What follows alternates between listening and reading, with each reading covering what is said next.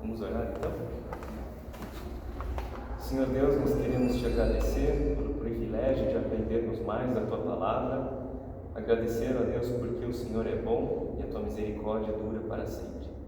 Agradecemos a Deus porque hoje é dia santo, o dia do Senhor, onde nós consagramos nossas vidas para cultuar ao Senhor publicamente, ó Deus, para guardar o quarto mandamento. Ó Deus, que o Senhor nos ajude a sermos fiéis, perdoe os nossos pecados, e hoje em especial nessa manhã peço que o Senhor me ajude, me dando humildade, que o Senhor possa conduzir essa escola bíblica dominical de maneira fiel às suas escrituras, que possamos estar com o nosso entendimento aberto para aprender mais da tua palavra e que possamos sair daqui edificados, estimulados, advertidos se necessário, mas que possamos sair daqui mais sedentos da tua palavra e do querer crescer na graça e no conhecimento de Cristo. A tua palavra nos ajuda a lembrar-nos de conhecer a ti e prosseguirmos em conhecê-lo. Abençoe-nos, nós te pedimos em nome de Cristo Jesus. Ajude esse seu servo limitado, mas que eu peço, ó Deus, a tua intervenção do teu Santo Espírito, em nome de Cristo e pelos méritos de Cristo é que oramos. Amém. Bem, hoje nós vamos falar um pouquinho aí sobre a carta então de Hebreus e as cartas gerais, como vocês estão vendo aí. Vamos começar então pela carta de Hebreus, como o reverendo Pablo sempre nos traz, né? Primeiro a autoria, então o próximo slide já vai dar a resposta. Gostaria de saber se vocês sabem quem é o autor das cartas aos Hebreus. Vocês sabem? Ninguém sabe. Ninguém sabe. Então o autor é desconhecido. O propósito dessa carta é incentivar a fidelidade a Cristo e a sua nova aliança, mostrando que ele é o novo, último, superior sumo sacerdote. Essa carta, ela é uma carta muito bem escrita. Quem escreveu, nós sabemos que é um homem, porque no grego temos algumas palavras que identificam a pessoa no masculino. Então, com certeza é um homem, mas não sabemos que homem é este, tá? Mas nós sabemos que é um homem muito culto, que dominava muito o grego, e tinha bastante sabedoria, bastante conhecimento da Septuaginta, lembra que a gente estudou um pouco antes? Então ele dominava bastante esse grego, um grego mais sofisticado. Por isso, há algumas pessoas que entendem que não teria sido Paulo, porque Paulo, apesar de ser muito culto e conhecedor da língua grega, aqui ele estaria muito acima ali, mesmo dentro da cultura ali de Paulo, tá? Então essa pessoa que escreveu ainda se sobressaía. Aí existem várias discussões dizendo que poderia ser outras pessoas, que acho que não vale a pena que a gente entrar nesse mérito. A data que teria sido escrito Hebreus seria antes de 70 depois de Cristo. Pode falar. Não, mas tem pessoas que dizem que pode ser uma mulher também. Priscila. Isso. São especulações, né? A gente não tem essa segurança, não daria para dizer isso, tá? Até porque, como eu te disse, né, existem algumas palavras no masculino que já cairia por terra essa suposição. Então é isso, a gente tem várias especulações, tá? Tem muitas especulações mesmo, não se sabe. Cristo é superior aos anjos, a Moisés, a Arão e ao ministério sacerdotal do Antigo Testamento. A estrutura da carta de Hebreus, ela mostra o tempo todo que Cristo é superior. Cristo é superior. A carta foi escrita para cristãos judeus, por isso Hebreus, né, o nome da carta. Então, para os hebreus, porque eles precisavam entender a superioridade de Cristo em relação a anjos, a Moisés, porque Moisés ele era a autoridade da lei, Eles precisavam entender que Cristo estava no outro patamar, muito superior a Moisés. Vocês lembram daquela passagem de Pedro, que ele tem aquela visão da transfiguração de Jesus? Jesus está ali com Elias e Moisés. Vocês lembram dessa passagem? Lá no monte. E aí ele vê e quando Pedro diz assim, então façamos tendas e fiquemos aqui, todos nós, né? Ele estava naquela fala infeliz, sem muito pensar, como era típico, né, do apóstolo, meio impulsivo, já falava. Ele estava meio que igualando ali Elias, Moisés e Jesus, como se estivessem no mesmo patamar. Então o próprio Pedro já não entendia que Cristo era muito superior a Moisés e Elias. Ali, na verdade, Moisés e Elias estavam aprendendo com Cristo. E Pedro já entendia que eles tinham o mesmo pé de igualdade, não é? Então é muito importante a carta de Hebreus enfatizar o tempo todo que ele é superior a anjos. Olha só, a gente tem seres celestiais, né? A gente pode até acabar confundindo, achando que anjos são superiores, principalmente para os judeus, mas aqui ele mostra isso. Lá em Hebreus capítulo 1 e até o capítulo 1, versículo 1 até o capítulo 2, versículo 18, mostra o tempo todo que Cristo é superior aos anjos.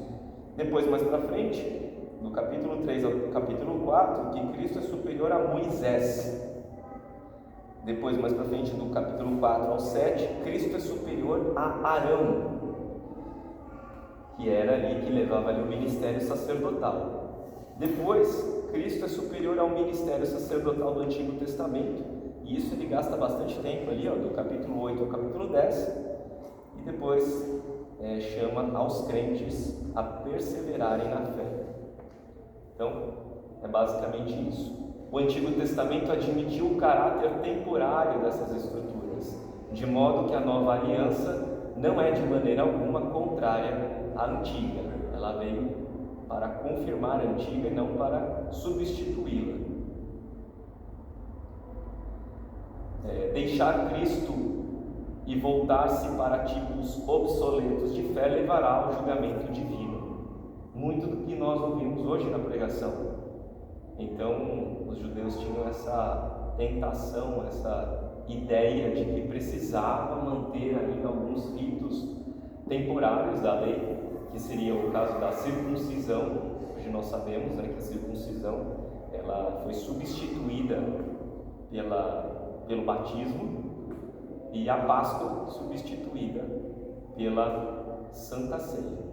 Então eles ainda tinham algumas questões que eles não conseguiam compreender. Eles precisavam de uma carta muito bem escrita de Hebreus para que eles pudessem entender ainda mais. E a gente percebe, inclusive pela pregação de hoje, que o apóstolo Paulo já tinha escrito cartas, por exemplo, para os Gálatas, dizendo isso. Muitas cartas o tempo todo tinha que estar falando para os judeus esquecerem esses tipos obsoletos de fé, e tinha mudado, então tinha que estar sempre alertando, ó, existe uma nova aliança agora, existe um novo proceder, uma nova maneira, então não se apeguem a esses tipos obsoletos, ficaram para trás.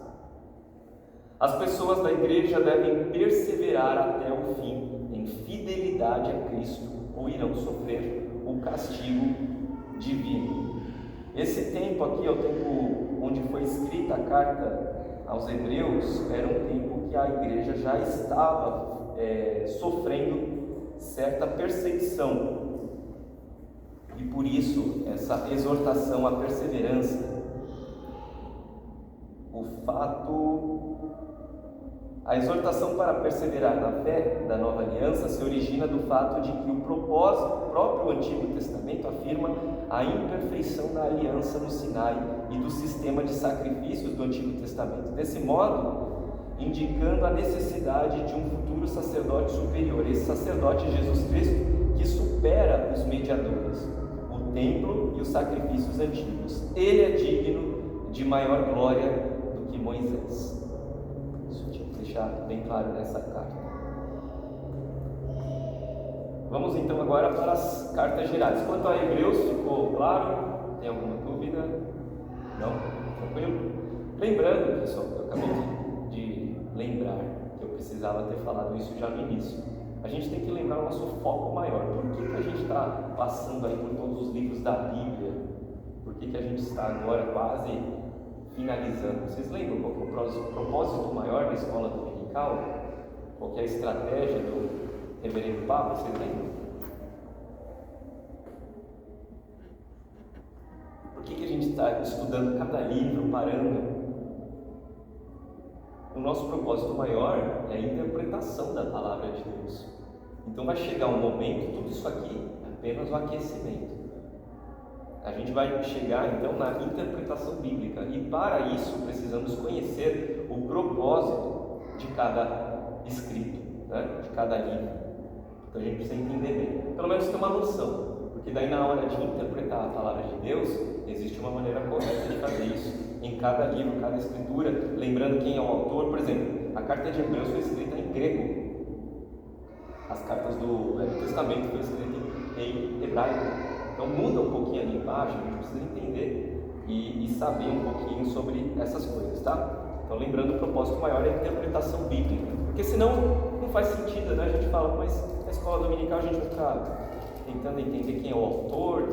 A gente precisa olhar uma visão mais ampliada e lembrar o nosso propósito aqui. A primeira carta geral é a carta de Tiago. E esse livro foi escrito por quem? Por Tiago. Tiago, irmão de Jesus. Isso eu achei muito interessante, muito curioso também.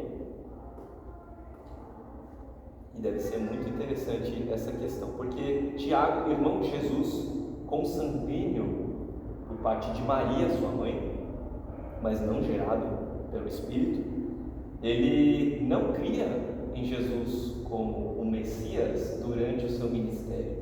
Muito curioso isso, porque se você imagina, você sendo irmão de alguém que cresceu ali na mesma casa, né, tendo a mesma educação, e de repente esse seu irmão diz ser o Messias, era muito difícil para eles, né?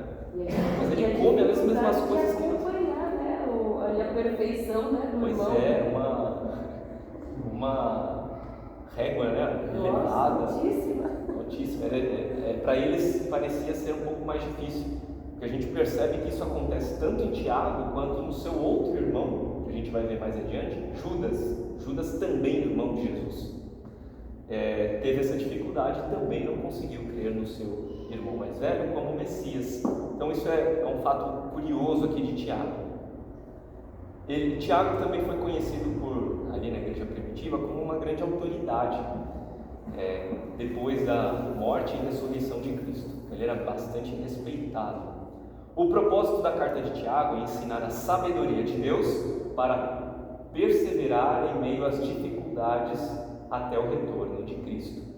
Em algum momento ali, realmente ele foi convertido, e aí ele se torna bastante fiel ao seu propósito. A data da escritura da carta de Tiago foi entre 44 e 62 depois de Cristo. Verdades fundamentais sobre essa carta: os cristãos devem receber sabedoria de Deus para permanecerem fiéis em meio aos sofrimentos e conflitos. A perseguição à igreja de Cristo nesse tempo estava muitíssimo elevada. Então ele precisava lembrá-los: perseverem fielmente. Lembrem do propósito maior. Lembrem-se do propósito maior, porque a perseguição era muito grande. A gente não tem esse tipo de perseguição aqui, a gente perde um pouco essa noção, né? Nós aqui não corremos risco de perdermos a nossa vida terrena, mas naquela época era muitíssimo difícil. Eu gosto muito de ler esse tipo de detalhes, mesmo num estudo de escola bíblica dominical. Eu gosto de fazer uma viagem no tempo, assim, imaginar o que seria viver naquela época, como Tiago, por exemplo, tentando ajudar os seus irmãos a permanecerem fiéis, mesmo ao meio aos sofrimentos. Hoje a gente vive uma era onde o emocional ele é muito abalado facilmente, principalmente no Brasil, onde é um país que não viveu guerra. Então a gente não tem mesmo essa noção do que é verdadeiro sofrimento. A gente acha que qualquer coisinha já nos deixa abalados, né? A gente vê crianças assim sendo abaladas, coisinhas. E se a gente lembra do tipo de sofrimento daqueles homens daquela época, nós nos sentiremos realmente bobos, nos sentiremos eu preciso amadurecer, eu preciso crescer, eu preciso entender o que é sofrimento verdadeiro, a ponto de morrer pelo Evangelho. Será que a gente morreria pelo Evangelho de fato? É um tipo de pensamento que é interessante de fazermos, né? Essa autoexame. O segundo ponto aqui, o fato de ouvir a palavra de Deus deve levar a praticar de fato essa palavra viva, eficaz, inerrante. Então, não adianta somente ouvir, não adianta nós virmos aqui, né, ouvirmos a palavra de Deus e continuar com as nossas falhas, nossos pecados, sem evoluir, sem praticar a Bíblia. A palavra de Deus diz que aquele que não pratica a palavra é como aquele que se olha no espelho e ao sair logo se esquece. Então, é interessante, inclusive, sugiro, incentivo a todos, inclusive a nossa família aqui, anotarmos, né? Porque eu ouvi uma vez o reverendo Hernandes Dias Lopes falando uma coisa que eu achei bem interessante. Ele falou que o papel mais amarelo e a caneta com a tinta mais fraca, ela ainda é mais fiel do que a nossa memória. Mas, por mais que tenhamos uma boa memória, o anotar é muito mais fiel àquilo que nós ouvimos. Então, anotar é bastante interessante para quem não se perde, né? Quem não tem essa TDAH aí de estar anotando aí e não consegue prestar atenção. É interessante prestar atenção e anotar. É um hábito que eu preciso adquirir, preciso melhorar nisso. Convido os irmãos a tentar fazer isso, fazer um caderninho, anotar, né? Porque senão a gente acaba ouvindo a palavra e logo se esquecendo e acaba deixando de praticar. Então, o que as crianças fazem aqui, eu e a Natália, a gente estava na dúvida, deixa anotar, não deixa anotar, mas é uma forma também de fixar. Eles no começo estavam se perdendo, se perdiam no desenho e não prestavam atenção. O que foi falado no culto? Não sabia. Então, isso está prejudicando, né? A gente tem que equalizar isso de uma maneira que nós possamos ser praticantes. E é o que Tiago estava buscando ali na sua carta. Só uma curiosidade sobre Tiago, além de ser irmão de Cristo, ele foi conhecido, segundo exegeta, historiador da Igreja Antiga, que identificou Tiago, o justo, lembrando que ele era conhecido por seus joelhos calejados. Ele tinha joelhos tão calejados que pareciam joelhos de camelos. Olha que interessante, e perceba também que tipo de motivação nos traz, né? Olha o tipo de oração. Orar a ponto de ficar com calos nos joelhos. Era visível, os joelhos dele eram tão grandes, tão calejados que pareciam de camelos. Que figura! Se a gente imaginar. Então, eu lembro na adolescência, na imaturidade e em doutrinas que poderia ser doutrinas confusas, né? Eu tinha a pretensão de um dia andar sobre as águas. Olha só, que ridículo, não é? Vaidade de novo. Pensava, será que eu vou chegar até a fé de andar sobre as águas? Eu gostaria muito disso na adolescência. Mas pensando hoje, racionalmente, com uma doutrina bem aplicada sobre as nossas vidas, será que não seria muito mais interessante desejar ter os joelhos calejados, como o de Tiago, em vida de oração, vida de comprometimento com Deus, de relacionamento com Deus, a ponto de ter os joelhos calejados? Porque, analisando cada um, analisando a sua própria vida, às vezes a gente não gasta muito tempo em oração, a gente passa pela oração de uma maneira muito automática, ali, orando no almoço, antes de dormir, talvez ao acordar. Mas será que as nossas orações passam de 5 minutos, 10 minutos, meia hora?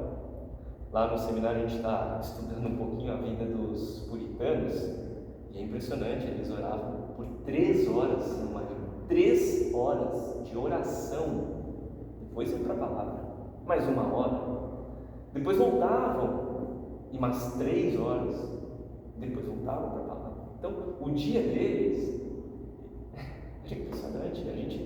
Então, assim, se nós nos sentimos assim, será que eu sou fiel a Deus? Observa outras referências, porque se a gente observar só aqui o nosso mundo, onde nós vivemos, está muito baixa a nossa fé. Pessoas que oravam muitíssimo, 3 horas, ficavam com os joelhos calejados. Eu gostaria realmente que hoje a nossa aula fosse um incentivo à nossa fé, a subir de nível, sabe? Subir de nível. Na verdade, abaixar o nosso eu, né? Descer degraus, mas crescer em fé. Tá? Então, Tiago está fazendo isso. A fé salvadora revela-se na boa obra de cuidar das pessoas necessitadas. Então, a nossa fé não é, como disse o reverendo Pablo, do grego, né? A palavra energia, de energizar, para que nós possamos tomar atitude, vem disso também. Então, a gente deve ter uma fé prática, uma fé que faz algo, não é só acumulando conhecimento. Então, ajudar pessoas necessitadas. A sabedoria divina ensina os cristãos a amarem-se e a servirem-se mutuamente. Olha, eu e a minha esposa Natália, que está aqui de prova, a gente sentiu muito isso nessa igreja, nessa congregação. Esse amor, esse serviço mútuo, essa família. Muito gostoso isso, sabe? Sentir uma igreja, ser abraçado, uma família de fato. E é isso que o Tiago está trazendo aqui. E pelo que nós percebemos, essa congregação já entendeu muito bem isso. A sabedoria de amar uns aos outros e a servirem-se mutuamente. Graças a Deus por isso. A gente vê e testemunha isso aqui. A harmonia na comunidade cristã é de grande importância. Existiam muitas igrejas, como a gente pôde ver, né, as aulas anteriores, lá em Coríntios, por exemplo. Coríntios estava uma guerra dentro da igreja, né? Tinham muitas situações complicadas. Então, aqui de Tiago, mais uma vez, a harmonia é importante dentro da comunidade. Alguma dúvida sobre a epístola de Tiago? Interessante, né? Algumas coisas, né? Por ser irmão de Cristo, os joelhos calejados, que possa ser um incentivo para nós. No final dessa aula, eu gostaria de fazer um convite. E aí, se vocês toparem, a gente se compromete juntos aqui. Mas prestem atenção que no final aí tem uma surpresinha ali para nós, tá? Eu gostaria realmente que saíssemos daqui diferentes. 1 Pedro, carta escrita, obviamente, já sugerido ali pelo nome, né? O apóstolo Pedro. O propósito é encorajar os cristãos perseguidos e confusos a permanecerem unidos e firmes na fé. A data provável é de 60 a 68 depois de Cristo. Primeiro ponto, os cristãos têm o maravilhoso privilégio de ver a grande salvação de Deus em Cristo. De fato, isso é maravilhoso. Alguma pergunta, pessoal? Tranquilo? Então tá bom. Que bom. O privilégio da salvação traz consigo diversas responsabilidades importantes. Então, de novo, né? Não basta apenas aprender, mas tem que aprender para praticar. Santidade é uma palavra que muitas vezes escapa um pouco do nosso entendimento. Santidade não é tão somente ser separado para Deus, porque isso é uma parte. É ser separado para Deus para quê? Para servir ao propósito, servir ao reino, servir a Deus. Então tem que ser sempre prático, tá? Estou trazendo isso porque a gente percebe em todas essas cartas com este propósito, com esse objetivo. Nós não podemos simplesmente sentar no banco e ouvir e sair daqui e tocar nossas vidas seculares. Tá? Eu tenho visto muito isso sendo falado, inclusive lá no seminário, que a nossa igreja atual, moderna, no geral, ela é muito secularizada, muito secularizada. Nós temos as nossas vidinhas separadas e essa dicotomia. Aqui, domingo, é o dia do Senhor, é o culto, tudo bem. Mas segunda-feira em diante é a minha vida normal. E não pode ser assim.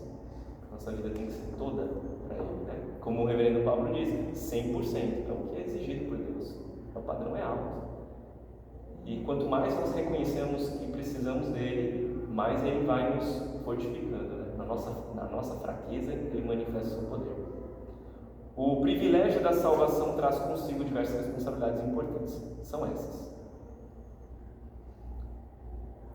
Outro ponto: os cristãos devem ser santos, amar profundamente uns aos outros e congregarem-se à glória de Deus.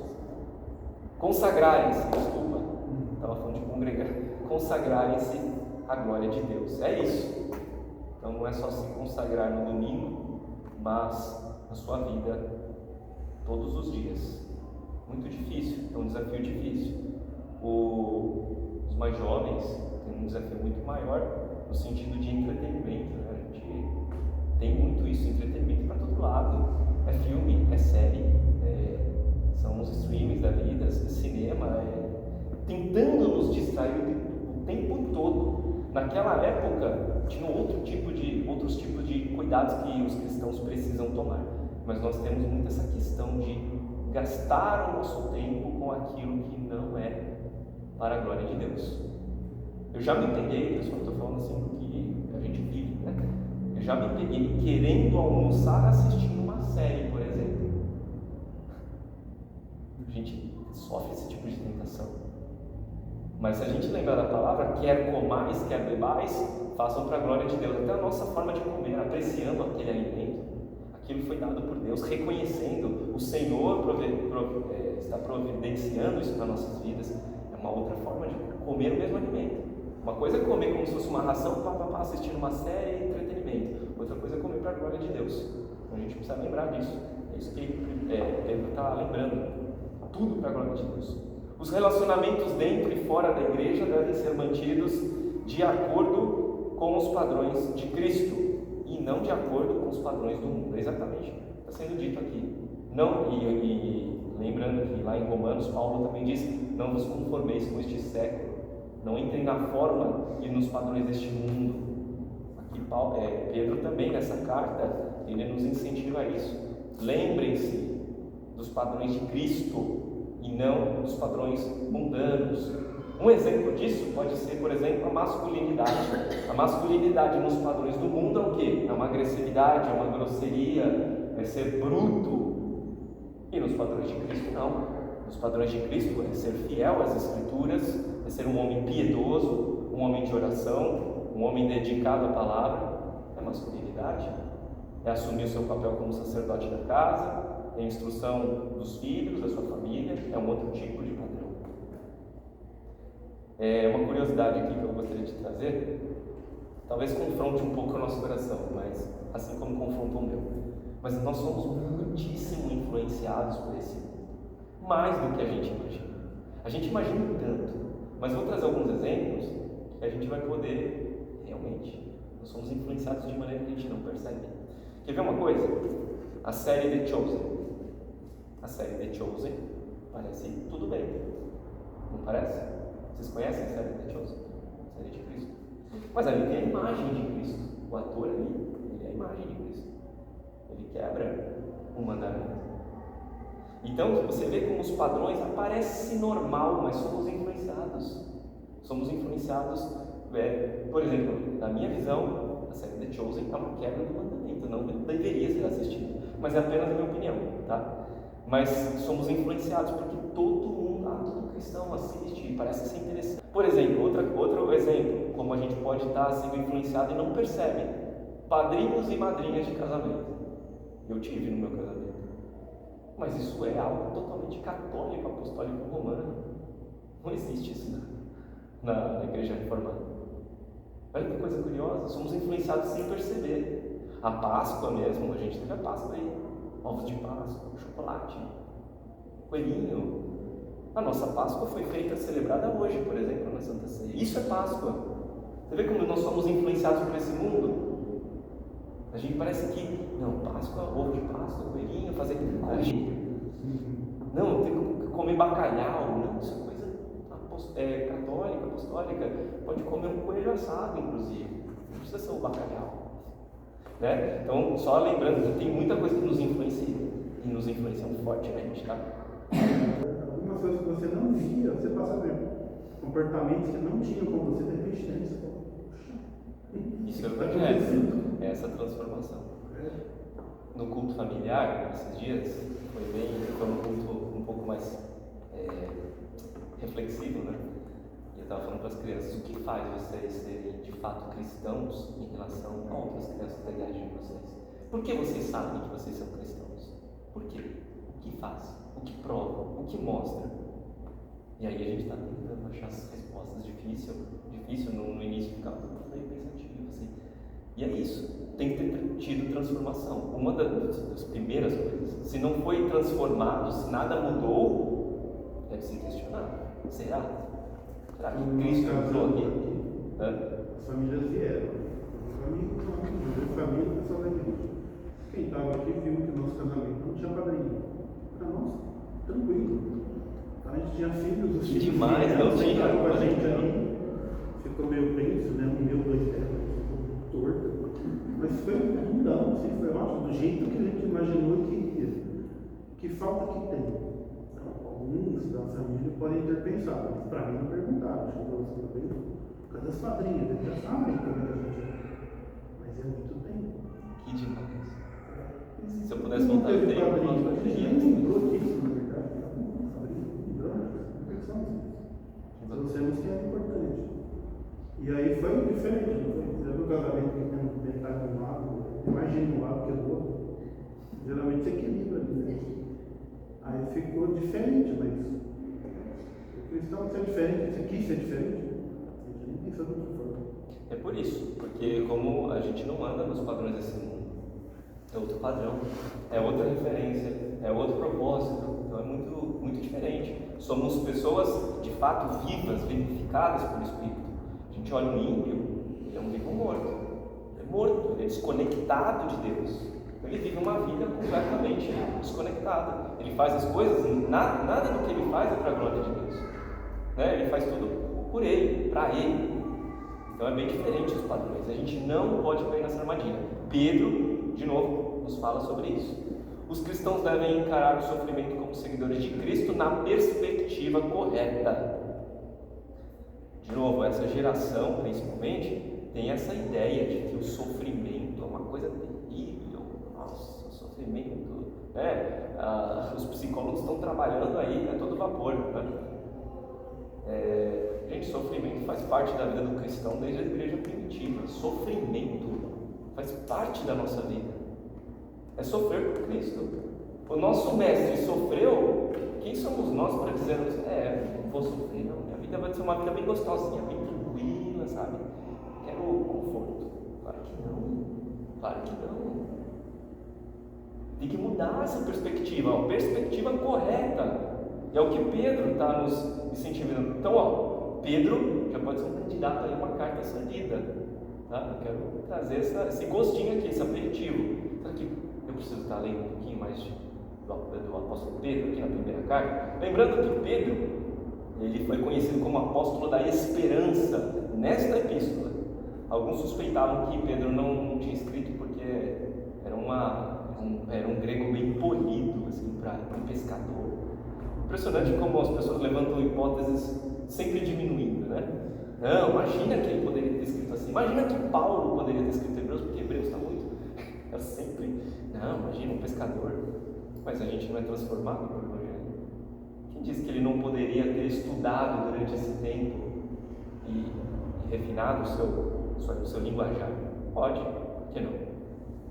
Vamos lá. 2 Pedro, escrito pelo mesmo autor, apóstolo Pedro. Encorajar os cristãos perseguidos e confusos a permanecerem unidos em sua fé.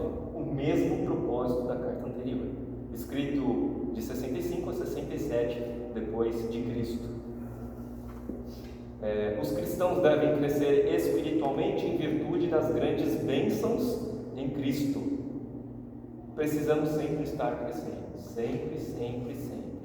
Então, mais uma reflexão aqui. A vida espiritual está crescendo? A sua vida espiritual está crescendo? Ou ela está estagnada? A minha mesmo, eu já tive a sensação de estar estagnada por bastante tempo. Bastante tempo. Como que está? Uma coisa que os puritanos faziam, que é bastante interessante trazer, e que nos incentiva, pelo menos me incentivou muito, eles escreviam como um diário. Olha que coisa interessante. A gente vê muito adolescente, né, tem o seu diário e tal, mas é uma coisa que os puritanos usavam. Então eles escreviam como que era o seu dia. O que eu fiz hoje? Eu orei aqui 3 horas, eu li tal coisa, eu meditei sobre isso. Era como se ele conseguisse medir, ter uma baliza ali para medir como que estava a sua vida espiritual. Então, eu orei pouco hoje, preciso melhorar, preciso crescer. Eu estudei pouco a palavra de Deus, eu gastei mais tempo com televisão, com rede social, se fosse nos dias de hoje, né? Eu preciso melhorar. Então, quando você anota, os puritanos faziam isso, uma boa prática, é muito interessante para você se avaliar. Tudo isso é zelo para a nossa vida em relação a Deus. Eu achei bastante interessante, tá? Anotar. Eu ainda não tenho esse diário, já está na minha cabeça há um tempo. Eu preciso fazer isso. E se Deus quiser, eu vou fazer. Eu quero ter um diário. Até porque, olha que coisa bacana. Vamos supor, o meu filho pega depois um diário. Como meu pai tinha, olha como naquela época era a vida dele. Ele realmente morava muito, não. Ele precisou melhorar. Ele pôs lá que precisava melhorar. Olha agora, entendeu? É interessante porque você está testemunha, você tem algo ali documentado, você está testemunhando. Os puritanos têm isso, a gente tem acesso a isso. A gente pode ver, olha que interessante, as dificuldades da época. Tá? Um incentivo aí. Então a gente deve estar sempre numa crescente espiritual. A certeza do retorno de Cristo vem do testemunho de pessoas que viram Cristo pessoalmente e das Escrituras. Essa aqui é outra coisa que ele diz nas suas cartas, na segunda carta de Pedro. Deus julgará com rigor os falsos mestres que negam a volta de Cristo. Olha que sério isso. De novo, hoje na pregação foi falado sobre os falsos ensinos. Então existiam falsos mestres naquela época que negavam a volta de Cristo. Que absurdo. Então, como que você vai ter esperança se você não tem o retorno de Cristo Jesus? Você imagina a indignação que não dá? Alguém pregando contra a volta de Cristo, negando a volta de Cristo, não dá uma indignação? Tem que se controlar, né? Jesus ainda não voltou porque Deus é paciente com o seu povo. Isso aqui é muito interessante que nessa segunda carta de Pedro ele traz, porque a gente pensa isso, por que Jesus já não voltou? Eu estou ainda, o que a gente está esperando? O mundo já está terrível, né? Porque ele é paciente, ele quer realmente, ele tem um propósito, que o seu povo cresça, que o seu povo seja totalmente alcançado, e por isso que ele ainda não voltou. Então Deus realmente é muito paciente para nós. Se algum de nós formos de alguma maneira impacientes com alguma coisa, está aí um atributo de Deus que nós devemos nos ter como referência: a paciência. Eu preciso ser mais paciente. Olha o que Deus vê de atrocidades, de absurdos que o homem é capaz de fazer, e ele ainda consegue ter paciência, resistir. Nós como pais, não é? Muitas vezes a gente perde a paciência. Olha, é um atributo que a gente precisa ter paciência. Os cristãos devem ser pacientes, contudo, devem procurar acelerar o dia do retorno de Deus, de Cristo, pela oração, pela obediência e pelo evangelismo. Quando nós éramos da igreja de doutrina arminiana, nós tínhamos a sensação que o presbiteriano, propriamente dito, não evangelizava, não sentia a necessidade de evangelizar, porque nós, de fato, vemos muito mais evangelismo da doutrina dentro da igreja arminiana do que da igreja presbiteriana. A gente achava que era por conta da predestinação. Então, como eles acham que é predestinado, não precisa evangelizar. Não sei, mudou muito a minha visão em relação a isso, mas eu acredito que a gente precisa pensar: será que eu tenho evangelizado as pessoas? Não é num evento, vamos fazer um sábado de evangelismo. Não, evangelizar dentro do ônibus, dentro da nossa ida até o trabalho. Evangelizar a nossa vida precisa ser como cartas vivas. E segundo Pedro, ele está incentivando a isso: obediência pelo evangelismo, acelerar a volta de Cristo. Será que a única pessoa que falta ser alcançada é aquela que está do meu lado ali no ônibus e precisa ouvir a palavra de Deus? Porque se ele é predestinado, ele vai ouvir e vai aceitar, vai ser, né? impelido pelo Espírito Santo de alguma maneira, nós temos que lembrar de evangelizar também. Obediência na palavra, oração para acelerar o dia. Isso é o que Pedro nos traz na sua segunda carta. A gente vai entrar agora na primeira carta de João, que é uma carta bem pequenininha. Vocês sabem quantos capítulos tem a primeira João? Sabe? Não? Primeira João, segunda João, terceira João são bem curtinhos. Dá 7 capítulos, as 3 juntas. Então, se algum de nós aqui talvez não tenha lido o livro inteiro, uma boa oportunidade, fácil, dá para ler hoje à tarde, por exemplo, né? É bem curtinho. Eu lembro que eu fiquei muito feliz quando eu soube isso na adolescência. Eu já li 3 livros da Bíblia.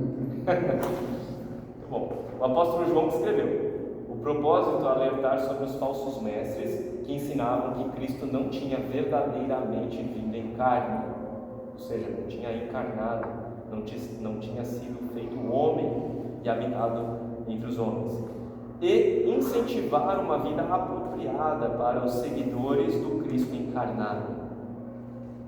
Esse é o propósito de 1 João. Essa carta provavelmente foi escrita entre 85 e 95 depois de Cristo, no finalzinho ali da sua vida, talvez quando ele estava preso ali na ilha de Patmos. Primeiro ponto: receber a salvação de Deus resulta numa vida reta, e especialmente em amor pelos companheiros cristãos. Então não é uma vida individualista, como o mundo nos traz esse padrão. Os apartamentos são feitos de uma maneira bem individualista, são feitos um quarto, uma kitnet praticamente. Isso a gente vê, é o perfil da nossa geração, é um perfil individualista. Cada um tem o seu celular, às vezes o casal, o marido está assistindo um filme, a mulher está assistindo outro filme, não se faz nada juntos, né? É bem individualista. A gente percebe aqui um apelo de João para os cristãos, que nós devemos ter sim uma vida reta, especialmente em amor, pelos companheiros cristãos. Então a gente precisa nos vermos como unidade, como um corpo. O meu irmão está bem? Como está a semana? Como está o meu irmão ali? Como está minha irmã? Está passando por alguma dificuldade? Precisa de algo? É difícil nos dias de hoje, muito individualista. As igrejas têm se tornado muito clubes sociais. Vai lá, vai o seu cartão e vai embora. Aí outra semana você vê o seu irmão, faz o Senhor, cultua, vai embora. Não é isso. João está trazendo aqui, ó. A gente precisa ter amor pelos companheiros cristãos. Todo mundo tem suas dificuldades, suas lutas. Tá? Outra carta interessante aí. Vê se é uma candidata para você ler. Jesus era totalmente humano. Ele enfatizou isso. Ele foi sim encarnado. Ele é o Deus encarnado. Ele foi humano. Muitos que dizem seguir a Cristo não são verdadeiramente seguidores. De novo, o questionamento que a gente fez lá no culto doméstico, e aí impressionante o quanto Deus tem falado nesse sentido. Será que eu sou verdadeiramente seguidor de Cristo? É uma reflexão, é um autoexame. Hoje na Santa Ceia a gente fez um autoexame. Precisamos fazer esses autoexames. São importantes para a nossa caminhada. Como que está a minha conduta? Eu ainda tenho alguns desvios, eu ainda tenho alguns comportamentos que não condizem com a minha fé. É importante avaliar isso, muito importante. João traz na sua carta. Os cristãos devem estar prontos para se autoexaminarem, para ver se a sua fé em Cristo é verdadeira. Ela sofre as provas elas aprovam a minha fé. Olha só o contexto da época. Eles poderiam ser pegos, mortos, torturados, serrados ao meio, enforcados, crucificados, mutilados, queimados. Era esse o contexto, era disso que estava sendo dito. Hoje nós sofremos porque eu fiquei um pouco chateadinho com alguma situação. A criança está deprimida porque o pai falou: gente, a gente precisa subir esse nível, né? Precisa subir muito esse nível. Então, o contexto da época era: será que a minha fé em Cristo é suficiente ela suporta ser ameaçado de morte, ser torturado, cerrado no meio. Imagina, a gente tem que imaginar, fazer esse exercício, enforcado, crucificado. Imagina, chega aqui um monte de PM, sei lá, você está pregando? Então, agora o sistema é esse, você vai ser torturado, é negado, ou você vai morrer, falando, confio em Cristo. Esse exercício eu acho muito importante, eu faço isso desde a minha adolescência. Aliás, com certa imaturidade, eu tinha desejo de morrer por Cristo. Morrer por Cristo, eu ficava imaginando, e se eu morrer, será que minha fé suporta? Será que minha fé suporta? Eu ficava fazendo esse teste em mim, será que minha fé suporta?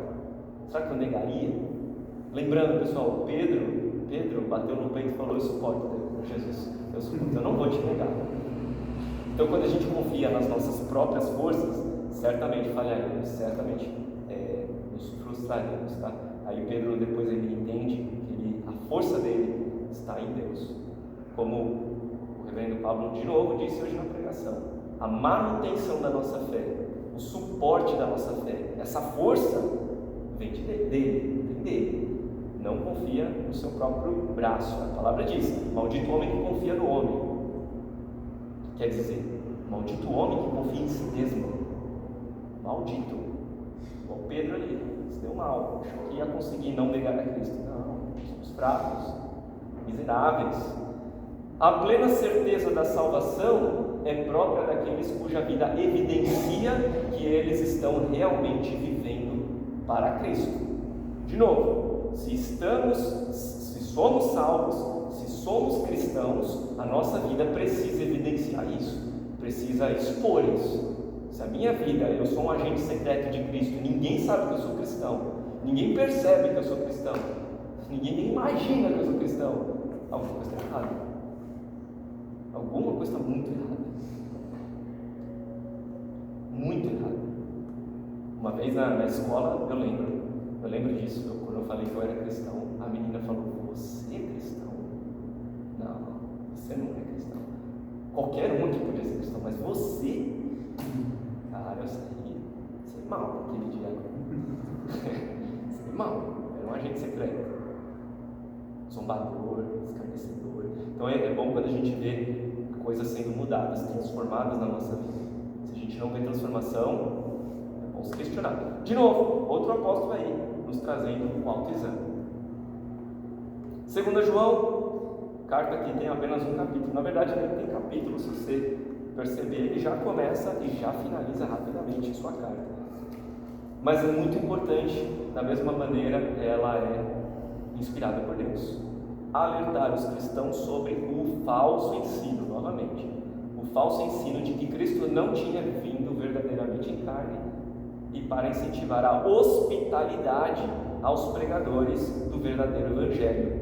Olha que interessante, uma coisa diferente aqui. Além de dizer que Cristo veio em carne, a hospitalidade. Hospitalidade é um tema na nossa vida pessoal aqui, eu e a Natália. Nós tínhamos muito pouco esse hábito, talvez por criação. Eu não me lembro dos meus pais receberem muita gente, acho que no seu caso também não, né? Hospitalidade é uma característica que tem que ser do cristão. Receber em casa. Receber em casa é fácil? Claro que não, né? Depende. Almoço, preparar, comprar coisas.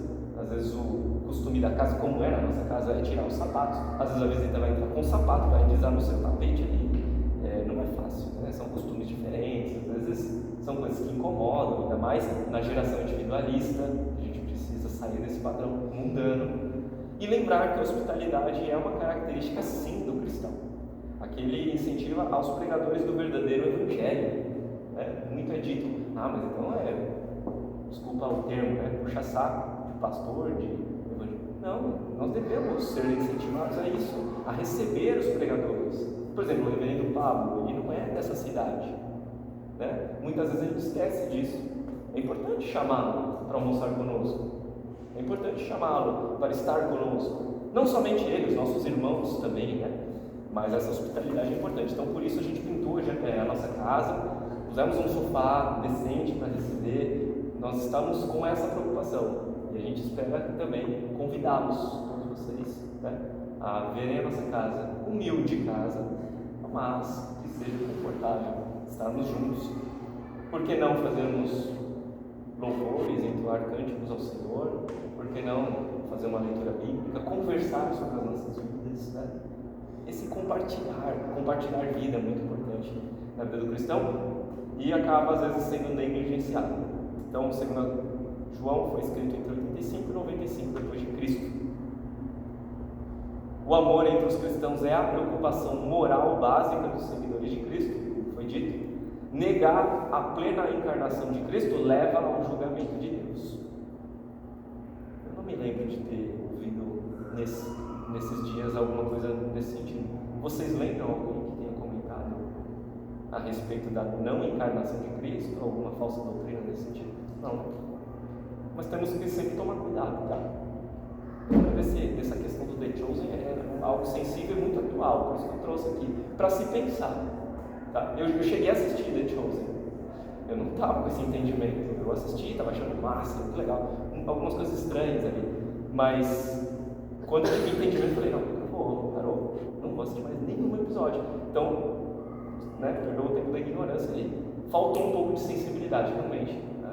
Por exemplo, existe um depoimento de uma menina, um adolescente, que falou que não consegue mais olhar para Cristo sem ter a imagem daquele ator.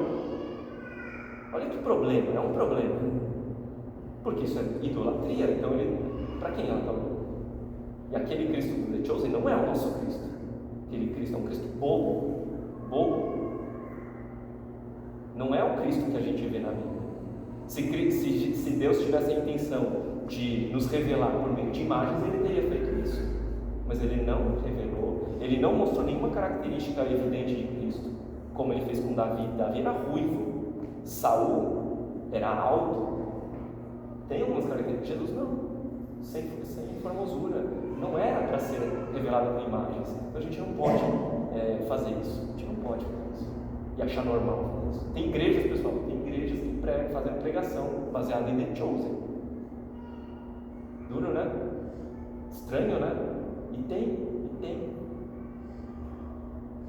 Terceira carta de João, pequenininha também, pouquíssimos versículos, não dá nem para dizer que tem um capítulo ali, mas é uma carta que incentiva o serviço ao próximo, especialmente a hospitalidade àqueles que ministram o Evangelho.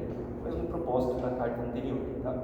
80 a 90 depois de Cristo é a data provável da Escritura. João foi o único discípulo, apóstolo, que não morreu como mártir. Ele morreu provavelmente por avançada idade.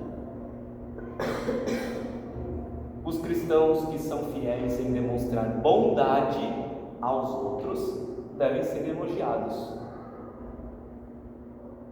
A minha irmã acabou de dar um feedback muito interessante. Ela fez um elogio. Ela falou: olha que legal, você fez a esposa ali, né? O que seria dito na aula e tal. Esse tipo de elogio é importante. É importante o feedback. É importante a impressão que o irmão está tendo do outro. É importante. Isso é comunhão. Bom, continua fazendo isso. Isso é bom, né? Eu não fiz isso. Eu vou continuar, né? Bom esses incentivos. Não que nós dependamos disso. Não. E também não podemos nos apegar a isso. Mas isso é importante, porque nesse mundo, de novo, ele é tão contaminado com o pecado, que às vezes o elogio, de novo, ele é tido como algo, mas eu vou envaidecer o irmão, né? Não vou fazer isso. Ou o elogio é tido como um puxa-saquismo também. Não, gente, a gente tem que lembrar que o nosso padrão é diferente. O nosso padrão é de demonstrar bondade através do elogio, por meio do elogio. Demonstrar fidelidade por essas coisas. É outro padrão, é outra mente. É o que Paulo diz: transformar a nossa mente pela mente de Cristo, pela renovação da mente de Cristo. Outro ponto: praticar a hospitalidade, especialmente para os ministros do Evangelho, é um grande privilégio e uma responsabilidade do cristão. Então, além de ser responsabilidade, ou seja, um dever nosso, precisamos melhorar isso, né? O último pastor que nós recebemos em casa faz um tempo, precisamos. E é um grande privilégio, A palavra também diz: aquele que oferece um copo de água para um profeta do Senhor tem grande galardão. Lembrando dessas passagens, a gente lembra que é algo incentivado aqui por João. Não finalizou ainda, tem mais um ponto. Os líderes cristãos devem estimar-se e apoiar-se mutuamente e não temer e maltratar uns aos outros. Então, os líderes cristãos não devem temer nem maltratar uns aos outros, como alguns pastores a gente vê, né, se degladiando, se atacando nas redes sociais. Não é uma conduta cristã, não é.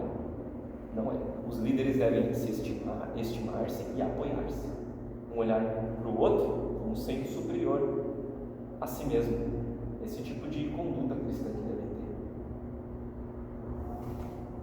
ter. De novo, né? Totalmente fora do padrão de hoje. O padrão de hoje é quem que aparece mais, quem que sobressai ao outro, quem conhece mais, quem faz mais.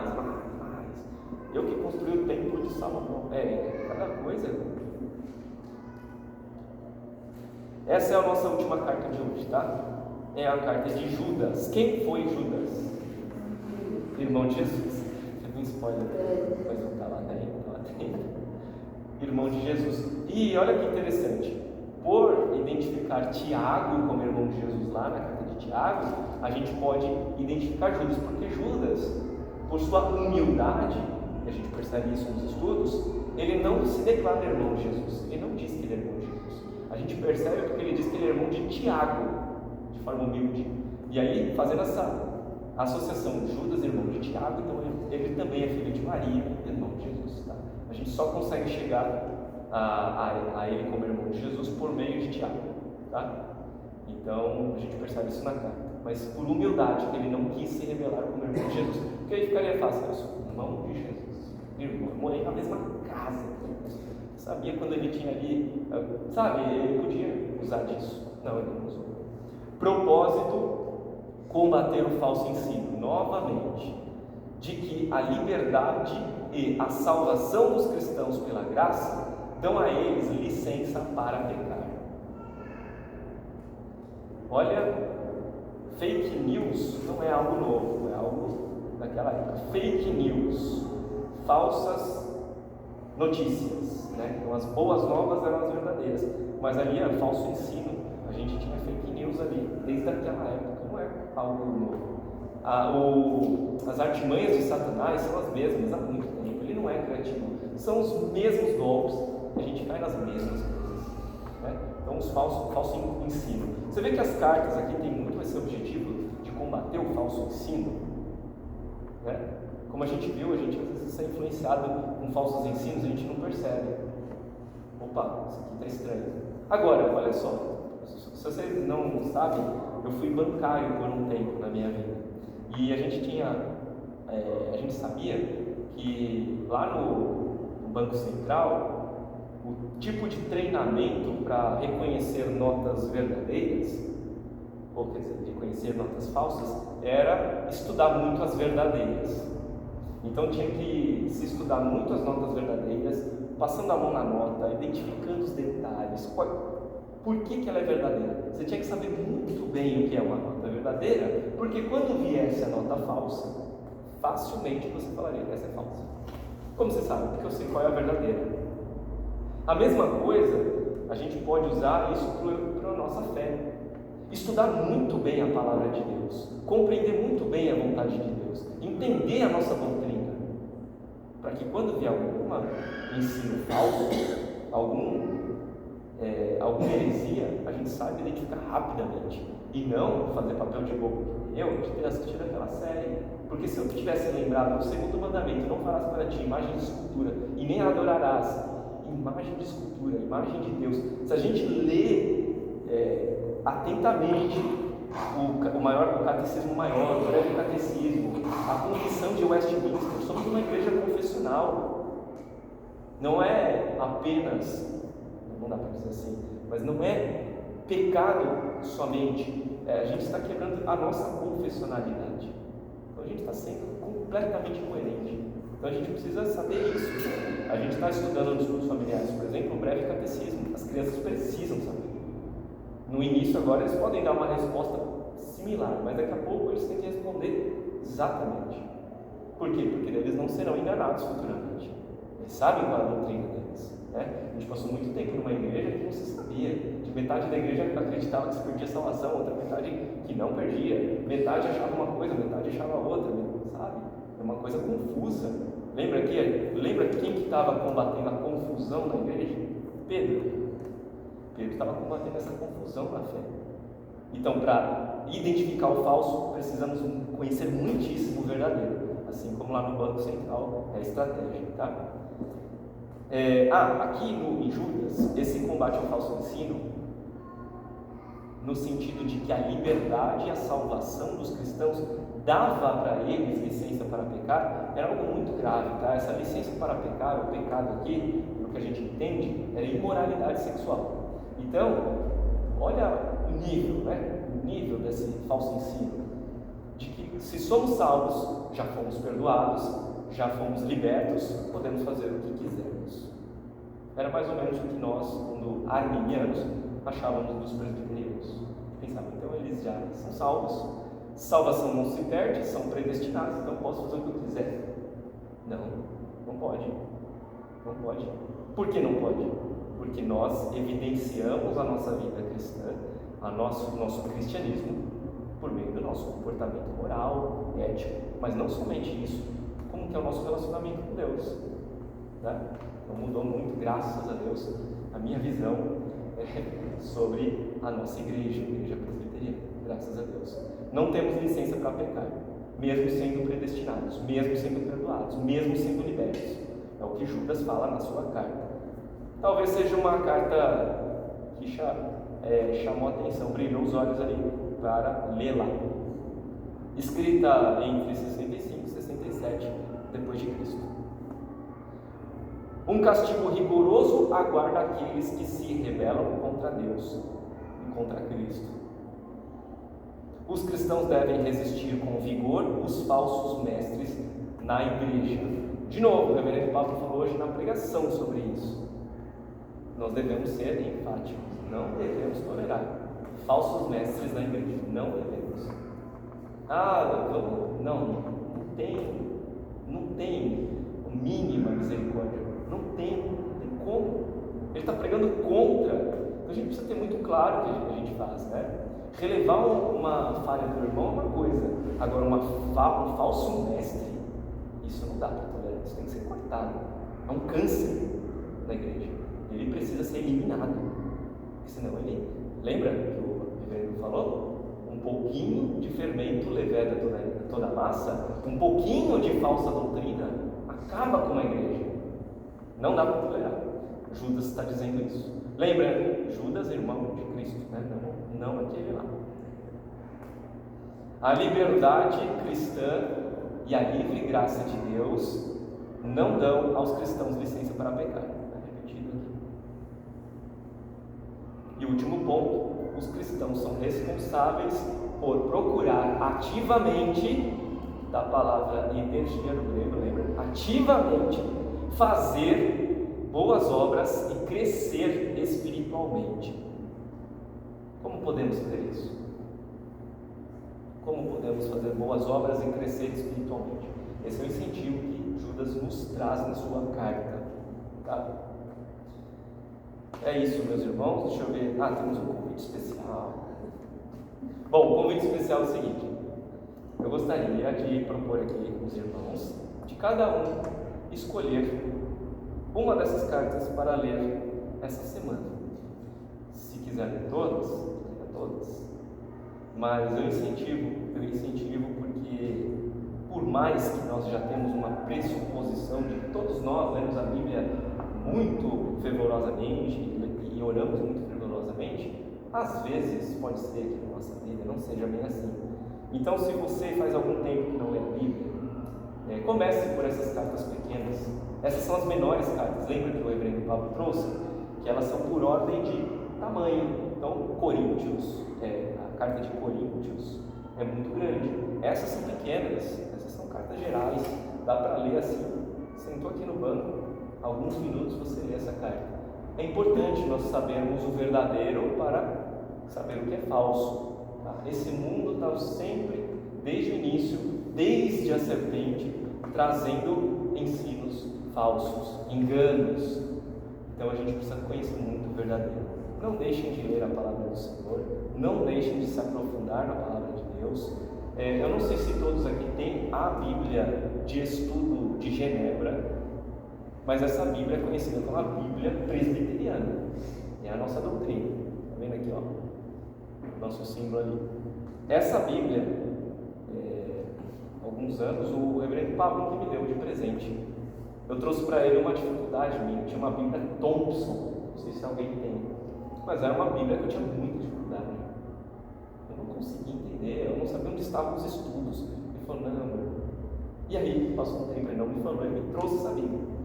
Pedi aqui uma dedicatória dele, ele colocou aqui, que esse recurso te ajude a coletar os preciosos tesouros da sabedoria escondidos em Cristo. Realmente é uma Bíblia muito boa de estudo, vale muito a pena, ela é cara, mas se analisar bem, ela chega a ser barato pelo valor que ela traz, tá? Então, vale muito a pena essa Bíblia. Eu estou falando isso de uma forma, parece estranha, né? Porque como que fala uma Bíblia para cristão? Mas é uma Bíblia diferenciada, assim. Em casa mesmo, a gente, esses dias, a Laura falou, mas eu não tenho Bíblia. Como assim você não tem Bíblia? Tem tantas Bíblias na estante. Vou pegar uma Bíblia para você. Fui lá olhar as traduções, era nova versão internacional, uma linguagem complicada. Tem algumas traduções que são meio complicadas. A tradução, e isso eu aprendi lá no seminário, nesse pouquíssimo tempo, que a melhor tradução